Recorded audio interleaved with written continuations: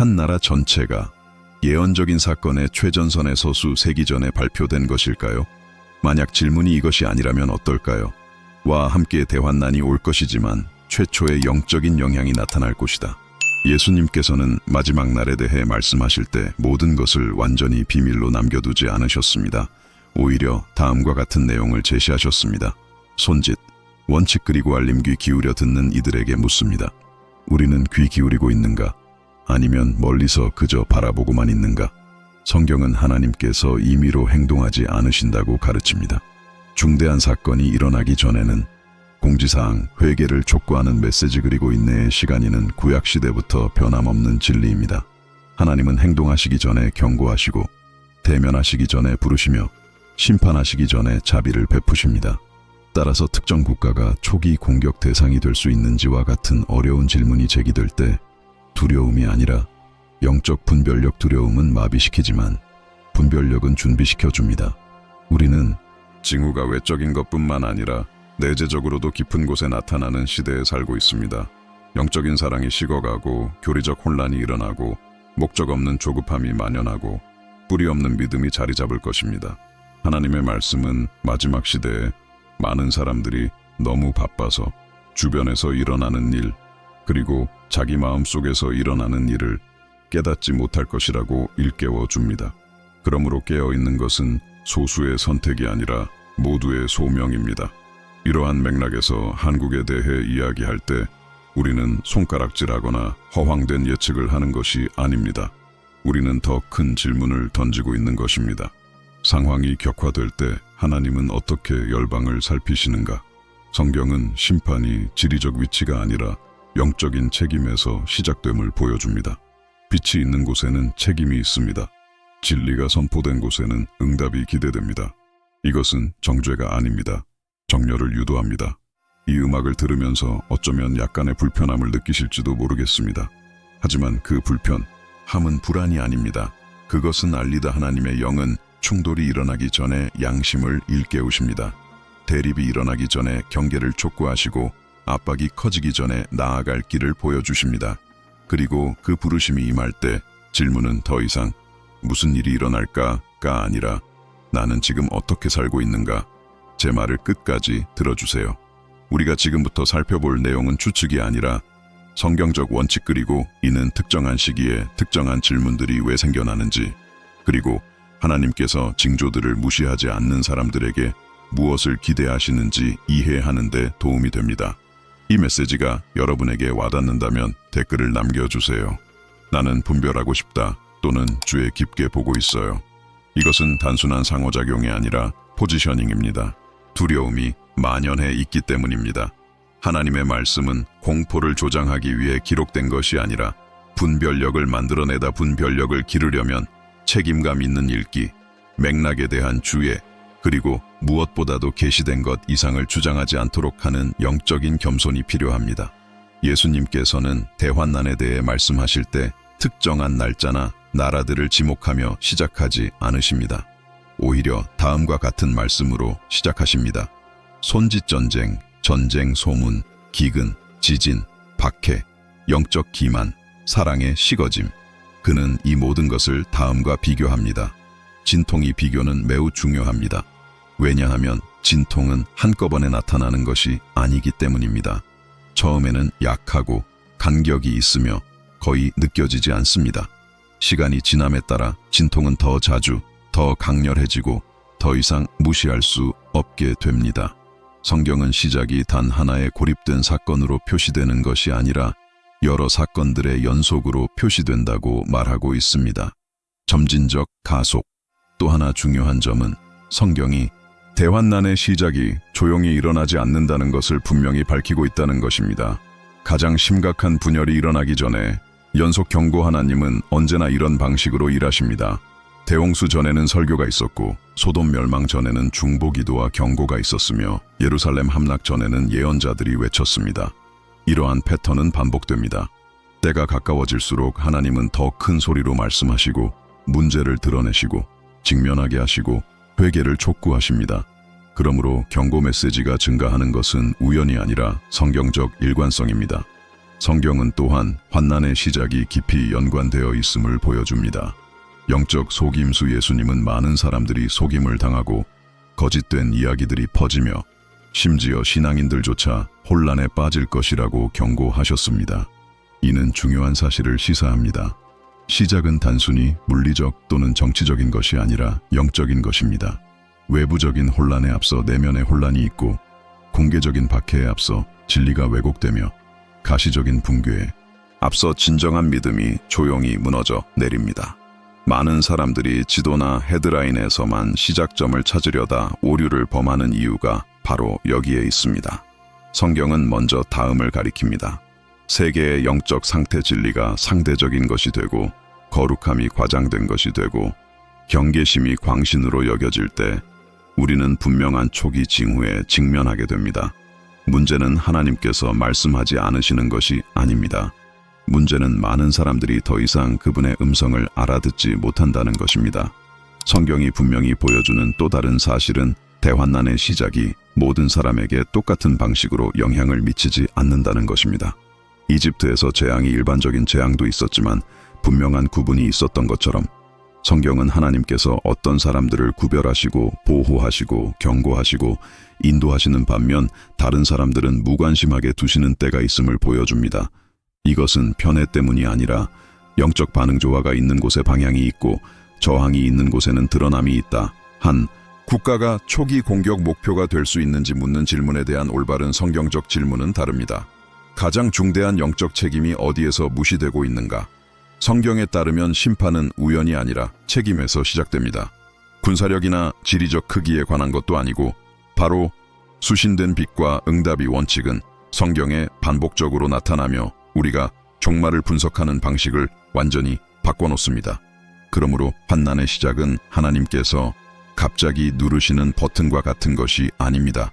그것은 주의 깊게 살펴보는 자들에게 드러나는 과정입니다. 그리고 중요한 점은 많은 사람들이 이미 환난의 한가운데에 이르러서야 그것을 깨닫는다는 것입니다. 징조가 없어서가 아니라 주의가 산만해졌기 때문입니다. 성경은 이것을 영적인 잠이라고 부릅니다. 믿음이 부족해서가 아니라 깨어있지 않아서입니다. 모든 것이 이미 진행되고 있는데도 아무 일도 일어나지 않는 것처럼 계속 살아가는 것입니다. 이러한 이해는 필연적으로 긴장감을 유발합니다. 시작이 점진적이라면, 징후가 이미 나타나고 있다면, 기준이 지리적인 것보다 영적인 것이라면 문제는 더욱 불편해지기 시작합니다. 일부 지역에서는 이미 초기 영향을 경험하고 있는 반면 다른 지역에서는 아직 아무런 영향도 느끼지 못하고 있는 건가요? 더 나아가 어떤 요인이 한 국가를 다른 국가보다 영적으로 더 취약하게 만드는가? 다음으로 넘어가기 전에 여기에 댓글을 남겨주세요.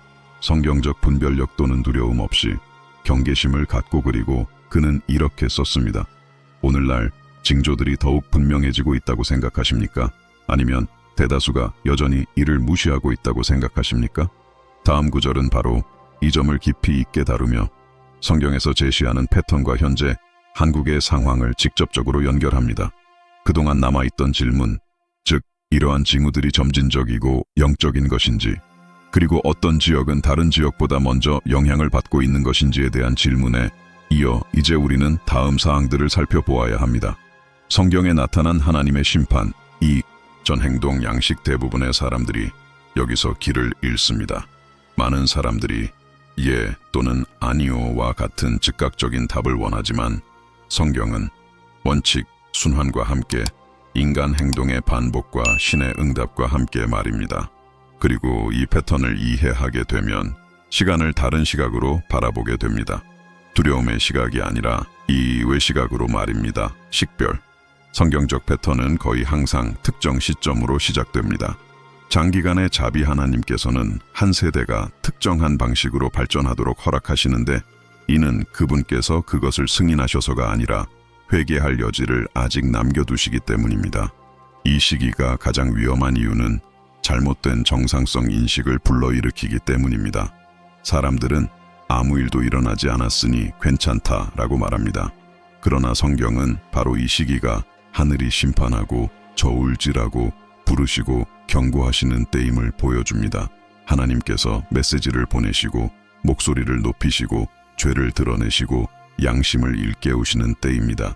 이는 멸망시키기 위함이 아니라 구하다. 다음으로 두 번째 요소가 나옵니다. 바로 증가입니다. 예언적 경고 홍수 전에 경고가 있었습니다. 소돔 멸망 전에도 경고가 있었습니다. 예루살렘이 함락되기 전에도 경고가 있었습니다. 구약시대의 여러 나라에 대한 심판 전에도 경고가 있었습니다. 이러한 패턴은 반복됩니다. 하나님께서 어떤 일을 치르시려 할 때 먼저 백성들을 회개로 부르십니다. 하나님은 사람들을 일깨우는 징조를 보내시고 직면하게 하는 메시지를 보내시며 구조를 뒤흔드는 상황을 만드십니다. 그 목적은 미래를 예언하는 것이 아니라 현재를 바꾸는 것입니다. 세 번째 요소는 다음과 같습니다. 경고에 대한 저항 경고가 임할 때 거의 항상 지배적인 반응은 회개가 아니라 자기 합리화입니다. 인간의 마음은 이런 경향이 있습니다. 타협하고 축소하고 상대화하려 합니다. 성경은 사람들이 과장이야, 두려움 때문이야, 광신 때문이야 라고 말하는 모습을 보여줍니다. 이러한 반응이 흔해지면 성경은 자비에 시간이 낭비되고 있다고 지적합니다. 문제는 하나님께서 말씀하지 않으시는 것이 아닙니다. 문제는 사람들이 반응하지 않는 것입니다. 그리고 여기서 매우 중요한 세부 사항이 있습니다. 성경은 하나님께서 큰 심판 전에 종종 일종의 시간을 허락하신다는 것을 보여줍니다. 심장 노출 다시 말해 하나님은 누가 진정으로 그분과 함께 하는지, 누가 단지 종교를 형식적인 행위로만 이용하는지가 분명해질 때까지 상황을 지켜보십니다. 심판은 단순히 형벌이 아니라 계시이기 때문입니다. 하나님은 누가 진정으로 말씀대로 사는지, 누가 거짓으로 사는지를 드러내십니다. 결정적인 순간에 가면이 벗겨집니다. 빌려온 믿음은 지속될 수 없습니다. 피상적인 영성은 오래가지 못합니다. 또 다른 일관된 패턴은 하나님께서 나라들을 심판하실 때 그 기준에 따라 심판하신다는 것입니다. 영적 책임 이것이 모든 것을 바꿉니다. 성경에서 더 큰 빛을 받을수록 요구도 커집니다. 더 큰 지식을 얻을수록 더 큰 부담을 느끼게 됩니다. 특히 복음이 집중적으로 전파되고 교회가 세워지고 부흥이 일어나고 많은 사람들이 진리를 들었던 곳에서는 더욱 그렇습니다. 하나님께서 파괴하시려는 것이 아니라 응답을 요구하시는 것입니다. 낭비되는 빛은 심각한 영적 문제이기 때문입니다. 성경은 이 문제를 가볍게 여기지 않습니다. 하나님께서 허락하시는 패턴도 있습니다. 외부 표지판 내면의 현실을 따라가 봅시다. 믿음이 식으면 주변 환경은 혼란에 빠지기 시작합니다. 죄가 당연시되면 사회는 그 결과를 거두게 됩니다. 진리가 상대화되면 거짓이 문화로 자리 잡습니다. 이 모든 것은 단순히 사회학적인 문제가 아니라 성경적으로도 영적인 문제입니다. 예수님께서는 징조는 눈에 보이지만 그 뿌리는 보이지 않을 것이라고 말씀하셨습니다. 세상은 전쟁과 위기를 목격하겠지만 천국은 차가운 마음, 만연하는 속임수, 그리고 약해진 경계심을 보게 될 것입니다. 그리고 이 패턴에서 가장 결정적인 점은 경고를 반복적으로 무시했을 때 어떤 일이 벌어지는가 하는 것입니다. 바로 하나님께서 그것을 허락하시는 순간이 온다는 것입니다. 파열 그분이 통제력을 잃었기 때문이 아니라 대응 시간이 부족했기 때문입니다. 이러한 단절이 일어날 때 많은 사람들은 충격을 받으며 어떻게 이렇게 빨리 일어났을까라고 말합니다. 그러나 성경은 그것이 결코 순식간에 일어난 것이 아니라 오랜 시간이 축적되어 온 것임을 보여줍니다. 단절은 단지 보이지 않는 과정의 가시적인 결과일 뿐입니다. 이제 이것을 우리의 주제와 연결해 봅시다. 누군가 한국이 첫 번째 공격 대상이 될 수 있느냐고 물을 때 성경은 우리가 오만하게 대답하는 것을 막으면서도 진지한 영적 분석을 하도록 인도합니다. 즉, 빛이 많고 영적인 영향력이 크고 지식이 풍부한 곳, 그리고 동시에 지나친 방해 요소, 진정하기, 그리고 진실과 타협하기, 위험이 커집니다. 성경에서 말하는 패턴은 폭탄으로 시작하는 것이 아니라 눈을 감는 마음에서 시작되기 때문입니다. 여기서 긴장감이 고조됩니다. 질문의 차원이 바뀌기 때문입니다. 그토록 많은 빛을 경험하고 강력한 기독교적 목소리를 내고 많은 이들에게 본보기가 되어 온 한국이 이제 더욱 강도 높은 영적 감시를 받고 있다면 어떨까요? 가장 큰 위험이 외부의 공격이 아니라 문을 열어젖히는 내면의 잠복이라면 어떨까요? 성경적으로 심판은 종종 가장 큰 책임이 있는 곳에서 시작되기 때문입니다. 다음 항목으로 넘어가기 전에 여기에 댓글을 남겨주세요. 하나님은 미리 경고하신다 또는 나는 전화를 무시하지 않는다자 제게 말씀해 주십시오. 성경은 항상 눈에 보이는 결과에 앞서 영적인 과정을 보여준다는 것을 눈치채셨습니까? 다음 구절에서는 현재의 영적인 현실을 직접적으로 다룰 것이며 많은 이들이 이 경고의 무게를 더욱 직접적으로 느끼게 될 것입니다. 바로 그 공기 중에 감돌던 긴장감에서 비롯된 생각, 즉 다음과 같은 생각이 떠올랐습니다. 빛이 많은 곳에는 그만큼 더 큰 정신적 대가가 따른다. 이제 우리는 솔직하게 바라봐야 합니다. 한국의 현재 정신적 지형 비난하려는 것이 아니라 경의 빛에 비추어 분별하다 예언적 경고의 목적은 결코 손가락질하는 것이 아니기 때문에 의식을 깨우다 그리고 우리가 가능한 초기 목표에 대해 이야기할 때 성경은 외부 위협에 초점을 맞추는 것이 아니라 내면의 영적 상태, 한국은 기독교적 맥락에서 매우 특정한 특징으로 전 세계적으로 알려져 있습니다. 바로 강력한 복음 전파, 대규모 교회, 선교 활동, 부흥 운동, 열정적인 기도, 금식, 그리고 철야 기도입니다. 이러한 것들은 하나님 보시기에 결코 사소한 것이 아닙니다. 오히려 그것은 막중한 영적 책임. 성경은 하나님께서 한 나라의 빛을 비추실 때 그 빛에 걸맞은 열매를 기대하신다고 보여줍니다. 완벽함이 아니라 신실함이며 외적인 모습이 아니라 진실함입니다. 문제는 한 세대가 이전 세대의 정신적 구조는 물려받지만 그 본질은 물려받지 못할 때 시작됩니다. 두려움. 그들은 성전, 방법, 기독교 언어는 물려받았지만 영적인 감수성을 잃어버립니다. 성경은 하나님의 백성 역사에서 이런 일이 여러 번 일어났음을 보여줍니다. 영적인 상징들에 둘러싸여 자랐지만 마음은 멀어진 세대들이었습니다. 그리고 이러한 거리감은 갑자기 생기는 것이 아닙니다. 믿음이 일상이 되고 기도가 공허한 습관이 되고 말씀이 대화가 아닌 대면으로 변질될 때 일어납니다. 오늘날 많은 사람들은 분명한 모순을 발견합니다. 한국은 강하고 가시적인 기독교적 정체성을 유지하고 있는 동시에 기독교적 정체성이 성장하고 있다는 것입니다. 고요한 영적 냉각 신앙을 버리는 것이 아니라 오히려 안일해지는 것입니다. 공개적으로 거부하는 것이 아니라 성경적 가치관에 타협하는 것입니다. 성경은 이 문제를 매우 심각하게 다룹니다. 예수님은 마지막 날에는 종교가 없는 것이 문제가 아니라 깨어있는 의식이 없는 것이 문제가 될 것이라고 경고하셨습니다. 사람들은 늘 하던 대로 행동하지만 시대를 분별하지 못할 것입니다. 또 다른 민감한 사항은 다음과 같습니다. 문화적 압력. 성경은 중대한 영적 격변이 일어나기 전에 진리와 문화 사이에 충돌이 있음을 보여줍니다. 문화가 신앙을 형성하기 시작하고 그 반대가 되지 않을 때 사람들은 위험한 상황에 처하게 됩니다.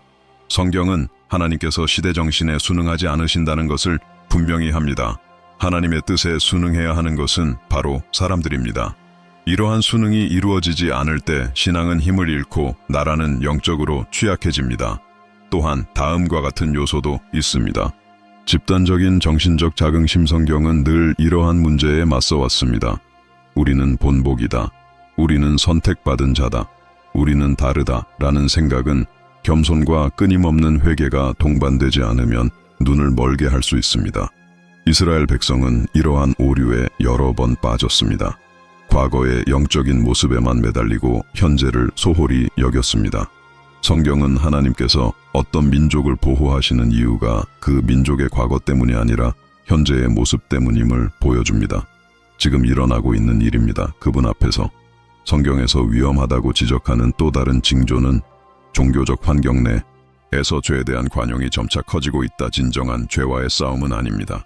그런 싸움은 언제나 존재해 왔습니다.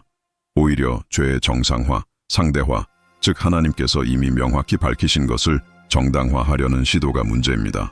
성경은 이런 일이 일어날 때 하나님의 임재가 점차 사라지기 시작한다고 보여줍니다. 하나님께서 그들을 버리셔서가 아니라 사람들이 더 이상 그분의 거룩하심을 감당할 수 없기 때문입니다. 그리고 그분의 임재가 사라지면 영적인 보호 또한 약해집니다. 많은 사람들이 여기서 혼란스러워합니다. 그들은 신의 보호가 자동적이고 영구적이며 무조건적이라고 생각합니다. 그러나 성경은 그것이 관계형 하나님은 그분과 동행하는 자들을 보호하시고 그분을 경외하는 자들을 지키시며 깨어있는 자들을 붙드십니다. 이러한 관계가 악화되면 국가는 겉으로는 그 기능을 유지하지만 영적으로는 내부에서부터 균열이 생기기 시작합니다. 이러한 균열은 당장 눈에 띄지는 않지만 시간이 흐르면서 그 결과를 초래합니다. 이로써 우리는 불편하지만 필요한 질문에 직면하게 됩니다. 오늘날 한국이 직면한 가장 큰 위험이 외부 공격이 아니라 내부의 정신적 취약성이라면 어떨까요? 예언적인 경고가 당신이 먼저 공격받을 것이다 라는 의미가 아니라 당신이 먼저 깨어나야 한다는 의미라면 어떨까요? 성경적으로 볼 때 하나님은 종종 가장 큰 책임을 가진 자들을 먼저 부르십니다. 파괴하기 위해서가 아니라 너무 늦기 전에 바로잡기 위해서 말입니다. 바로 이 지점에서 경고는 이론적인 차원을 넘어 시급한 문제로 다가옵니다. 한 나라의 영적 상황이 악화되기 시작하면 외적인 징조는 대개 원인이 아니라 결과로 나타나기 때문입니다. 성경은 이를 거듭해서 보여줍니다. 영적 붕괴는 언제나 가시적인 붕괴에 앞서 일어납니다. 언제나 그렇습니다. 긴장감이 고조되는 지점은 바로 여기인데 그 이유는 성찰의 다음 단계에서 우리는 다음을 살펴보아야 하기 때문입니다. 전류 신호 예언적인 호기심 때문이 아니라 영적인 바로미터로서 말입니다. 늘날 일어나고 있는 일이 최종 심판은 아닐지라도 그럴 가능성도 있습니다. 최종 통지 아직 들을 귀가 있는 자들을 위하여 다음으로 넘어가기 전에 여기에 댓글을 남겨주세요. 한국에 대한 분별력 또는 지금 바로 영적 각성이 시작되다자 이제 말씀해 주십시오. 오늘날 가장 큰 위험은 외부에 있다고 생각하십니까? 아니면 영적 구조 자체 내부에 있다고 생각하십니까? 다음 구절은 이러한 현실을 이미 우리 눈앞에 나타난 징후들과 직접적으로 연결하며 경고의 메시지를 더욱 명확하게 전달합니다. 솔직히 말해서 이러한 영적인 상황을 살펴보고 나면 다음 질문이 거의 저절로 떠오르게 됩니다. 현재 어떤 징후들이 많은 사람들로 하여금 눈살을 찌푸리게 하고 예언적인 경고로 받아들이게 만드는 것일까요? 여기서 분명히 말씀드려야 할 것은 징조는 최종적인 증거도 아니고 공황 상태를 조장할 구실도 아니라는 점입니다. 성경에서 징조는 다음과 같은 역할을 합니다. 사이렌, 단순한 구경거리가 아닙니다. 호기심을 충족시키기 위해 존재하는 것이 아니라 회개와 경각심을 일깨우고 하나님의 말씀으로 돌아오도록 촉구하기 위해 존재하는 것입니다. 예수님께서 종말에 대해 말씀하실 때 공포에 떨며 살라고 하신 것이 아니라 분별력을 가지고 지켜보십시오. 심각한 위기가 닥치기 전에 항상 나타나는 첫 번째 징후는 대부분의 사람들이 무시하려고 하는 것입니다. 불안정성의 심화 세상은 마치 항상 비상 모드에 있는 것 같습니다. 갈등은 쌓이고 긴장은 고조되고 두려움이 확산되고 여론은 너무 빨리 바뀝니다. 이런 상황에서 사람들은 의지할 곳을 찾습니다. 성경은 그 의지할 곳이 있다고 말합니다. 바로 하나님의 진리입니다. 하지만 불편한 진실이 하나 있습니다. 세상이 흔들릴수록 누가 진정한 믿음을 가졌고 누가 피상적인 믿음을 가졌는지 더욱 분명해진다는 것입니다. 외부의 불안정은 내면의 안정 혹은 그 부재를 드러내기 때문입니다. 두 번째 징후는 다음과 같습니다. 널리 퍼진 영적 혼란 지금처럼 정보가 많고 목소리가 많고 해석이 많고 종교적 담론이 넘쳐나는 시대에는 길을 잃은 사람들이 그 어느 때보다 많습니다. 이는 지극히 성경적인 현상입니다.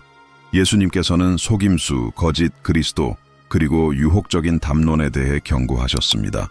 가장 위험한 것은 노골적인 속임수가 아니라 경건해 보이지만 사람을 중심, 즉 회개, 거룩함, 순종, 그리고 깨어있음에서 멀어지게 하는 속임수입니다. 영적인 환경이 혼란스러워지면 많은 사람들이 방심하게 됩니다. 그러나 성경은 정반대를 가르칩니다. 혼란스러운 시대일수록 깨어 있어야 할 마음은 더욱 강해져야 합니다. 세 번째 징후는 다음과 같습니다. 사랑이 식어가는 과정. 이것은 단순히 세상이 나빠지고 있다는 말이 아닙니다. 예수님의 말씀은 더욱 심오합니다. 예수님은 많은 사람의 사랑이 식어질 것이라고 말씀하셨습니다. 다시 말해 종교심이 식는 것이 아니라 진정한 영적 열정이 식는 것입니다. 이는 신앙이 일상이 되고 기도가 깊이를 잃고 말씀이 우선순위에서 밀려나고 양심이 무뎌질 때 나타납니다. 그리고 이러한 식음은 거대한 문을 열어 젖힙니다. 마음이 식으면 이전에는 직면했던 일들을 참아내기 시작합니다. 그리고 참아내는 것은 당연하게 여겨지는 것이고 당연하게 여겨지는 것은 취약함으로 이어집니다. 네 번째 징후는, 그리고 이는 가장 간과되는 징후 중 하나인데 바로 증가입니다. 영적 피로 사람들은 지켜보는 것에 지쳤고 저항하는 것에 지쳤고 자신의 육신과 싸우는 것에 지쳤고 남들과 다른 것에 지쳤습니다. 하지만 성경은 쉬운 길을 약속한 적이 없습니다. 오히려 필수적인 길이라고 약속했습니다. 최근에는 외부적인 압박뿐 아니라 내부적인 압박도 커지고 있습니다. 압박이 심해질수록 많은 사람들은 하나님과 타협하려 합니다. 조금만요. 이번 한 번만요. 고통을 조금이라도 덜어주세요. 이렇게 영적인 준비는 조용히 내부에서부터 무너져 내립니다. 다섯 번째 징후는 앞서 언급한 내용과 관련이 있습니다. 신의 인내는 허락으로 해석된다. 하나님께서 시간을 주실 때 많은 사람들은 하나님께서 승인하셨다고 생각합니다. 그러나 성경에서 시간은 종종 자비입니다. 기회입니다. 연장된 경고입니다. 그리고 그것은 두려운 일입니다. 왜냐하면 응답하는 자들을 구원하는 바로 그 시간이 무시하는 자들을 더욱 완고하게 만들기 때문입니다. 그래서 한국이 첫 번째 목표가 될까요? 라는 질문은 다른 의미를 갖게 됩니다. 어쩌면 첫 번째 목표가 되는 것이 아니라 오히려 부르다 첫째, 빛이 있는 곳에서 하나님은 더욱 확고하게 부르시고 책임이 있는 곳에서 하나님은 더욱 정확하게 요구하시기 때문입니다. 그리고 바로 여기서 많은 사람들이 실제로 관찰하기 시작한 징후들이 나타납니다. 심화되는 양극화, 기준점의 붕괴, 사회적 긴장, 집단적 공포, 전반적인 불안감, 그리고 정확히 무엇인지는 아무도 설명할 수 없지만 무언가가 다가오고 있다는 느낌 말입니다. 성경적으로 볼 때 이 모든 것은 단 하나의 해석을 갖습니다. 세상이 방향을 잃을 때 교회는 분별력을 되찾아야 합니다. 세상이 사방으로 흩어질 때 하나님의 백성은 중심으로 돌아와야 합니다. 그리고 그 중심은 예언적 이론이 아니라 그리스도, 말씀, 거룩함, 기도, 그리고 깨어 있음입니다. 하지만 여기서 어려운 점은 이러한 징후들이 심화된다면 문제는 어떤 사건이 먼저 일어날 것인가가 아니라 강도가 한층 더 높아질 때 누가 준비되어 있을까요? 예수님께서 해산의 고통에 대해 가르치신 내용이 바로 그것입니다. 고통은 사라지지 않고 오히려 더 심해집니다. 고통은 점점 더 커지고 진통의 간격은 짧아집니다. 그리고 가장 심한 고통의 시기가 오면 더 이상 나중에 준비할 시간이 없습니다. 나중에 준비한다는 것은 너무 늦었다는 뜻입니다. 그리고 이 부분을 작은 클라이맥스로 마무리하고 싶습니다. 왜냐하면 이제 대화의 분위기가 바뀔 것이기 때문입니다. 만약 상황이 악화될 조짐을 보이고 기만 행위가 심화되고 냉각이 확산된다면 최우선 목표라는 질문은 거의 부차적인 문제가 될 것입니다.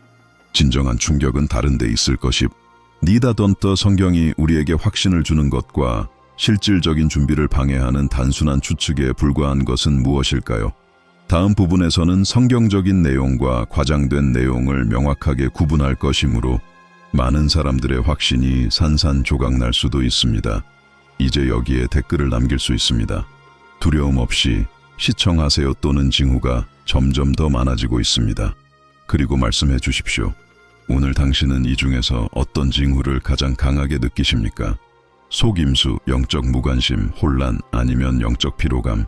이 중요한 지점에서 바로 이어지는 것은 분리해야 할 필요성입니다. 성경적 분별력의 주의를 분산시키는 추측. 이제 아마도 전체 대본에서 가장 민감한 부분에 접어들게 됩니다. 많은 사람들이 여기서 답답함을 느끼기 때문입니다.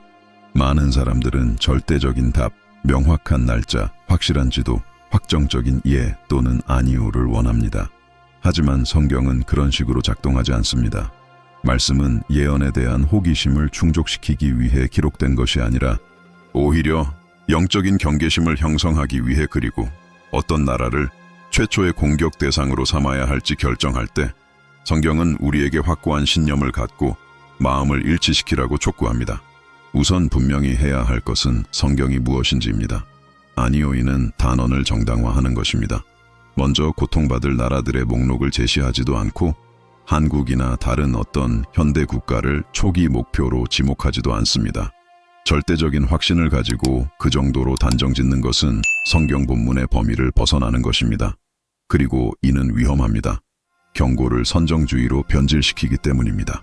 성경은 우리에게 추측하라고 한 것이 아니라 분별하라고 했습니다. 누군가가 분별력을 단정적인 주장으로 바꾸면 영적인 준비에 집중하지 못하게 됩니다. 동시에 성경은 패턴을 관찰할 수 있게 해줍니다. 그리고 이러한 패턴들은 우선 지정학을 말하는 것이 아니라 다른 것을 말합니다. 영적 책임 성경 말씀에 따르면 심판은 하나님의 집에서 시작됩니다. 진리를 아는 자들, 빛을 받은 자들로부터 시작됩니다. 이는 무조건적인 정죄를 의미하는 것이 아니라 비례적인 책임을 묻는 것입니다. 하나님께서 더 많은 계시를 주신 자들에게는 더 큰 응답을 기대하십니다. 이 원칙은 원래 질문을 완전히 바꿔놓습니다. 누가 먼저 공격받을 것인가가 아니라 누가 가장 먼저 가장 강하게 부름을 받을 것인가. 또 하나 중요한 점은 성경적으로 환난의 시작이 갑자기 하늘에서 떨어지는 고립된 사건이 아니라는 것을 이해하는 것입니다. 그것은 보이지 않는 과정의 가시적인 결과입니다. 속임수가 만연하고 경계심이 약해지고 사랑이 식고 진리가 상대화되고 양심이 무뎌지는 것입니다. 이러한 요소들이 축적될 때 외부적인 충격은 이미 내면에서 깨어진 것을 드러낼 뿐입니다. 그러므로 누군가가 첫 번째 목표를 찾으려 할 때 그들은 흔히 외부에만 집중하지만 성경은 우리에게 먼저 내면을 들여다보라고 명령합니다. 성경은 또한 하나님께서 자주 사용하시는 수단을 보여주십니다. 지역 경보전, 세계적 이인 사건들이 일어나기 전에 말입니다. 이것은 어느 한 지역이 더 죄가 있다는 의미가 아니라 영적인 영역에서 더 전략적인 위치를 차지할 수 있다는 뜻입니다. 때로는 하나님께서 일부를 불러내어 전체를 깨우치시기도 하고 때로는 한 환경을 흔들어 다른 환경을 깨우치시기도 합니다. 성경에는 이러한 일이 여러 번 등장합니다. 즉각적인 처벌이 아니라 오랜 기간에 걸친 경고로서 말입니다. 이 점이 중요한 이유는 대화의 분위기를 두려움에서 책임감으로 바꾸기 때문입니다. 여기서 흔히 저지르는 실수가 있습니다. 바로 혼동하는 것입니다.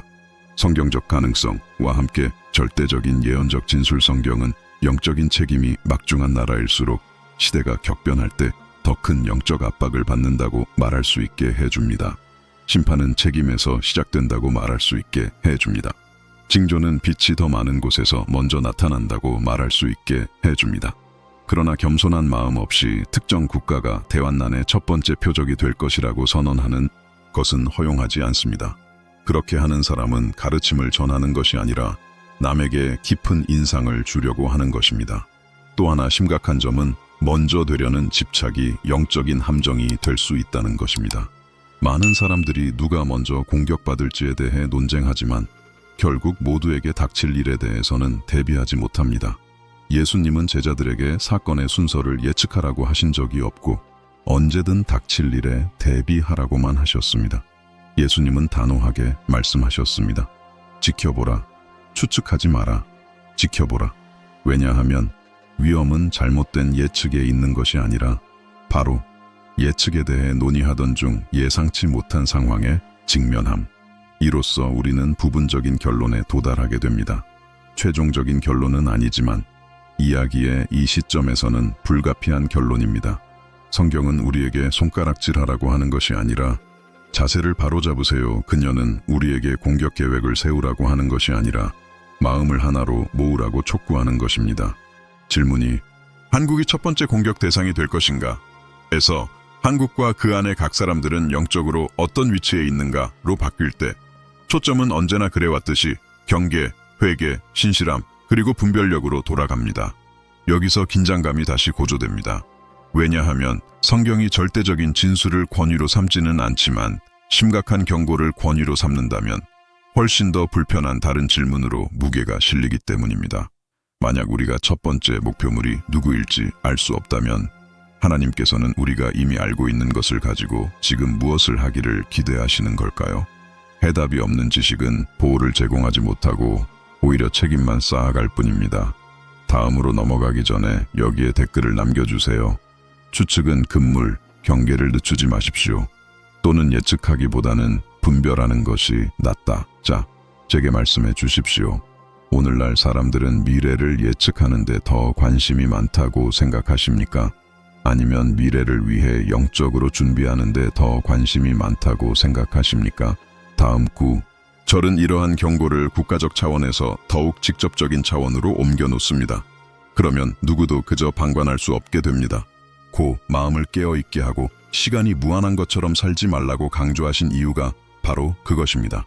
성경적인 준비는 위험이 닥쳤을 때 도망치는 것이 아니라 증상이 나타나기 전에 올바른 걸음걸이를 유지하세요. 이 준비는 심오한 회귀에서 시작됩니다.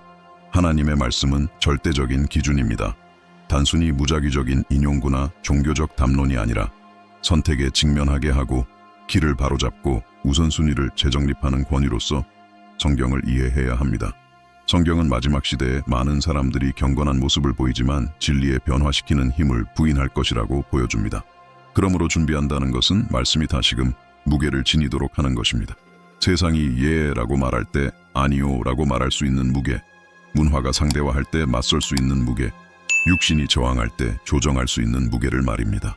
준비 과정의 또 다른 핵심적인 측면은 다음과 같습니다. 깨어있는 기도의 삼기계적인 기도나 의미 없는 반복이 아니라 하나님과의 지속적인 관계입니다. 성경은 위급한 시기에 진심으로 기도하는 사람들은 미리 분별력을 갖는다고 보여줍니다. 기도하는 사람들은 다른 사람들이 공황에 빠질 때에도 흔들리지 않고 굳건히 서 있습니다.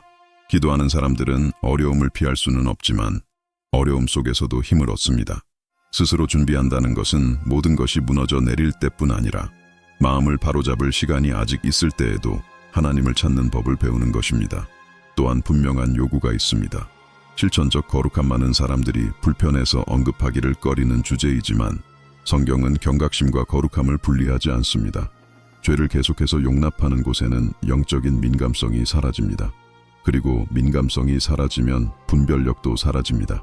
성경적으로 자신을 준비한다는 것은 죄를 변명으로 대하지 않고 심각하게 받아들이는 것을 의미합니다. 완벽함이 아니라 끊임없는 회개이며 겉모습이 아니라 하나님 앞에서 정직한 삶입니다. 또 다른 중요한 점은 다음과 같습니다. 체제로부터의 정신적 초연. 함책은 성경은 구조, 인간의 안전, 경제적 안정, 사회적 지위 등에 지나치게 의존하는 것이 함정이 될 수 있음을 보여줍니다.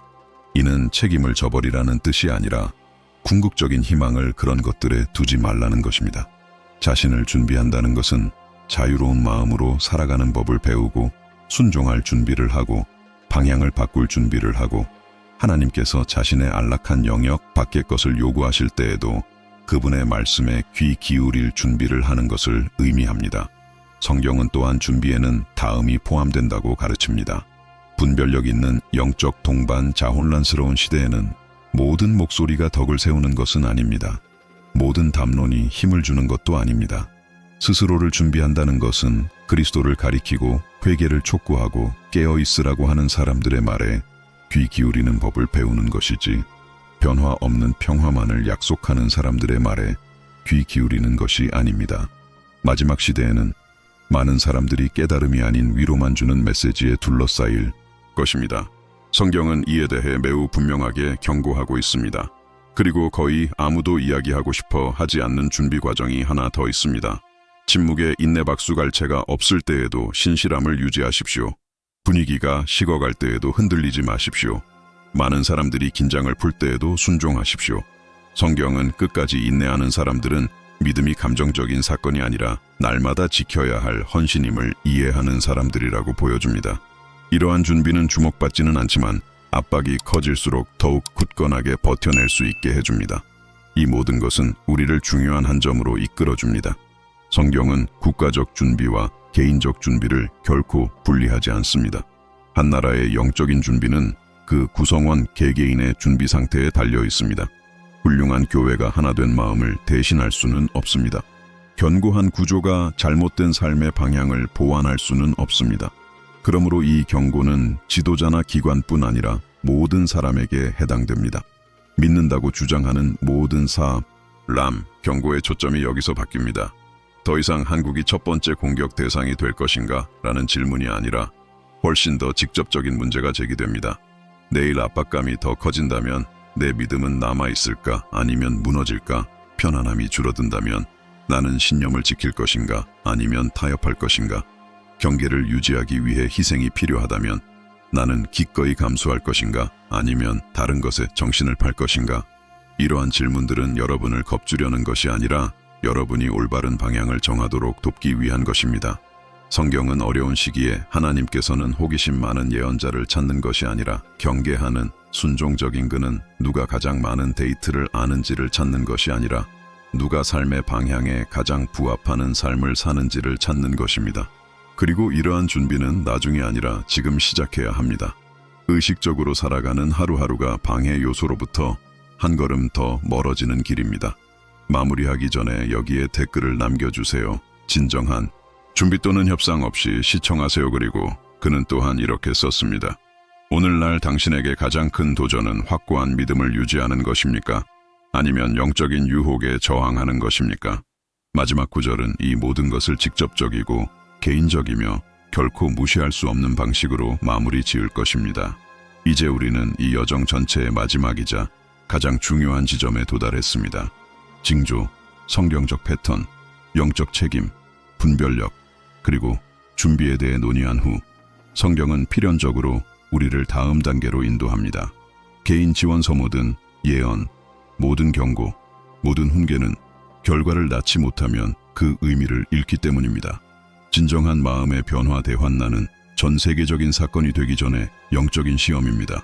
그리고 이 시험은 세상에서 시작되는 것이 아니라 영적인 시험에서 시작됩니다. 각 사람 안에 이 영상의 시작을 장식했던 질문, 즉 한국이 첫 번째 공격 대상이 될 것인가 하는 질문은 그 목적을 달성했습니다. 주의를 환기시키기 위해 하지만 이제 그것은 궁극적인 목적을 달성해야 합니다. 선택에 직면하다 성경은 예언에 대한 호기심을 충족시키기 위해 쓰인 것이 아닙니다. 성경은 사람들을 회개와 경각심 그리고 신실함으로 부르기 위해 쓰였습니다. 하나님께서 특정한 시기에 특정한 주제들이 힘을 얻도록 허락하시는 것은 두려움을 불러일으키기 위해서가 아니라 오히려 영적 자각, 최근 가장 큰 위험은 무언가를 잘못 해석하는 것이 아니라 전화를 무시하세요많은 이들이 영적인 삶이 약해지도록 내버려둔 채 여러 시나리오를 논의할 것입니다. 또 어떤 이들은 이와 같은 메시지를 보면서 마음속으로 무언가를 느끼지만 결정을 미루고 있을 것입니다. 성경은 분명히 말합니다. 은혜의 때에 순종을 미루는 자는 시련의 때에 굳건히 서기 어렵습니다. 하나님은 미리 말씀하시고 미리 경고하시고 미리 부르십니다.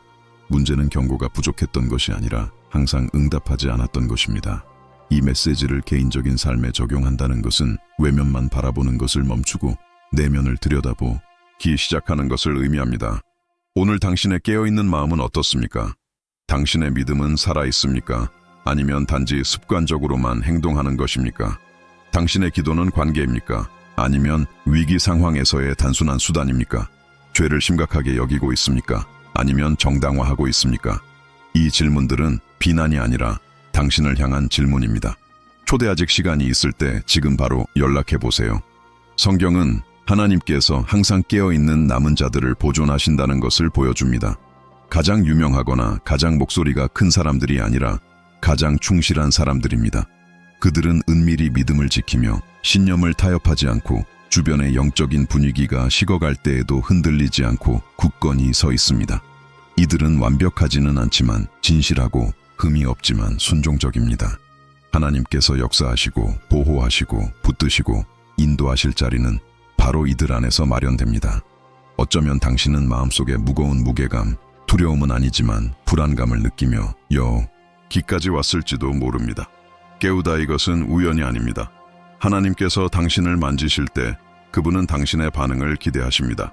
그리고 반응한다는 것은 단순히 아멘이라고 말하는 것이 아니라 태도와 우선순위 그리고 선택을 바꾸는 것입니다. 매일 깨어있는 마음으로 살아가기로 결심하는 것이며 성령께서 오랫동안 보여주셨던 변화들을 더 이상 미루지 않는 것입니다. 이 메시지가 당신에게 공감을 불러일으켰다면 지금 바로 채널을 구독하세요. 이는 자동적인 행동이 아니라 하나의 자세입니다. 이 채널은 오락을 제공하기 위한 것이 아니라 깨우치고 직면하고 준비하기 위해 존재합니다. 여기 있는 모든 영상은 마지막 시대에 대한 경각심, 성경적 분별력, 그리고 신실함을 촉구하는 메시지입니다. 끝까지 읽으셨다면 아래에 댓글을 남겨주세요. 나는 보는 것을 선택한다 또는 나는 하나님 안에서 깨어 있습니다. 이 글을 저에게가 아니라 하나님 앞에서 공개적으로 맹세하십시오. 이 메시지가 끝까지 마음에 와닿았다면 좋아요를 눌러주세요. 그래야 시간이 더 촉박해지기 전에 깨어나야 할 다른 사람들에게도 이 경고가 전달될 수 있습니다. 자, 이제 정신을 바짝 차리세요. 화면에 곧 나올 영상도 경고, 분별력, 그리고 영적 준비라는 같은 주제를 이어갑니다. 여기서 한눈 팔지 마세요. 정렬됨, 작용 단원 그리고 위치 시대가 요구하는 것은 호기심이 아니라 충성심이기 때문이다.